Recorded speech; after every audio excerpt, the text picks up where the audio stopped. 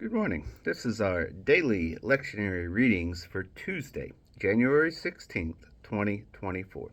Psalm 86, once again, is going to be our psalm reading. We're going to continue in 1 Samuel for our Old Testament reading, but we're jumping over to chapter 15, verses 10 through 31. And then our New Testament reading is from Acts chapter 5, verses 1 through 11. And with it being Tuesday, we reflect back at what happened at church on Sunday. Psalm 86, Living Bible Translation today. Bend down and hear my prayer, O Lord, and answer me, for I am in deep trouble. Protect me from death, for I try to follow all your laws. Save me, for I am serving you and trusting you.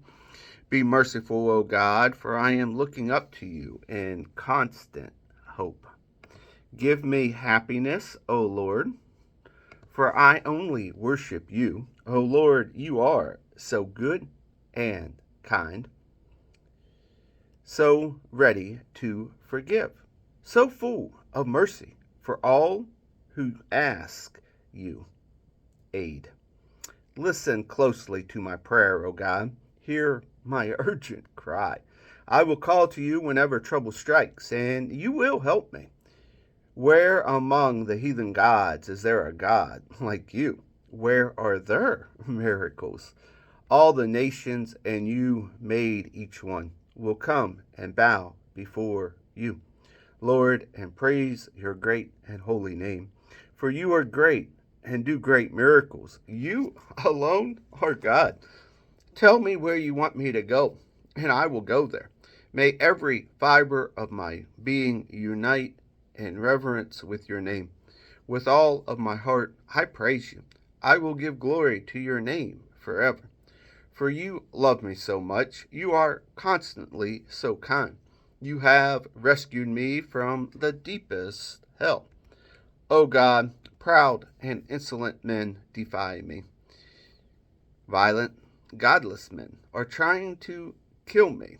But you are merciful and gentle, Lord, slow in getting angry, full of constant loving kindness and truth. So look down in pity and grant strength to your servant and save me. Send me a sign of your favor. When those who hate me see it, they will lose face because you help and comfort me. 1 Samuel 15, 10 through 31. Then the Lord said to Samuel, I am sorry that I ever made Saul king, for he has again refused to obey me. Samuel was so deeply moved when he heard what God was saying that he cried to the Lord all night.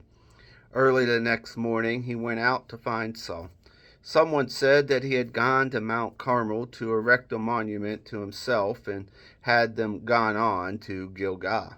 When Samuel finally found him, Saul greeted him cheerfully. Hello there, he said. Well, I have carried out the Lord's command. Then what was all the bleating of sheep and lowing of the oxen I heard? Samuel demanded.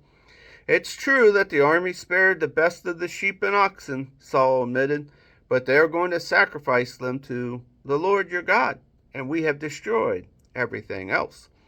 Then Samuel said to Saul, Stop. Listen to what the Lord told me last night. What was it? Saul asked, and Samuel told him. When you didn't think much of yourself, God made you king of Israel, and he sent you on and Aaron and told you, Go and completely destroy the sinners, the Amalekites, until they are all dead. Then why didn't you obey the Lord? Why did you rush for the loot and do exactly what God said not to do? But I have obeyed the Lord, Saul insisted. I did what he told me to, and I brought King Agag, but killed everyone else.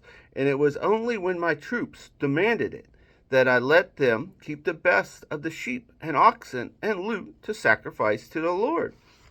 Samuel replied, Has the Lord as much pleasure in your burnt offerings and sacrifice as in your obedience. Obedience is far better than sacrifice. He is much more interested in your listening to him than in your offering the fats of rams to him. For rebellion is as bad as a sin of witchcraft, and stubbornness is as bad as worshiping idols. And now, because you have rejected the word of Jehovah, he has rejected you from being king. I have sinned, Saul finally admitted. Yes, I have disobeyed your instructions and the command of the Lord, for I was afraid of the people and did what they demanded. Oh, please, pardon my sin now and go with me to worship the Lord. But Samuel replied, It's no use. Since you have rejected the commandment of the Lord, he has rejected you from being the king of Israel. As Samuel turned to go, Saul grabbed at him and tried to hold him back and tore his robe. And Samuel said to him, See, the Lord has torn the kingdom of Israel from you today, and has given it to a countryman of yours who is better than you are. And he who is the glory of Israel is not lying, nor will he change his mind, for he is not a man. Then Saul pleaded again, I have sinned, but at least honor me before the leaders and before my people by going with me to worship the Lord your God. So Samuel finally agreed and went with him.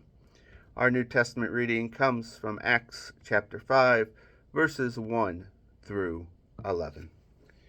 But there was a man named Ananias with his wife Sapphira, who sold some property and brought only part of the money, claiming it was full price. His wife had agreed to this deception. But Peter said, Ananias, Satan has filled your heart. When you claimed this was the full price, you were lying to the Holy Spirit. The property was yours to sell or not, as you wished. And after selling it, it was yours to decide how much to give.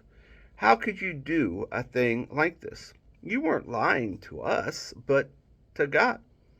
As soon as Ananias heard these words, he fell to the floor, dead.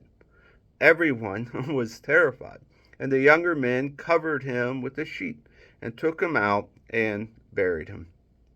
About 3 hours later, his wife came in, not knowing what had happened.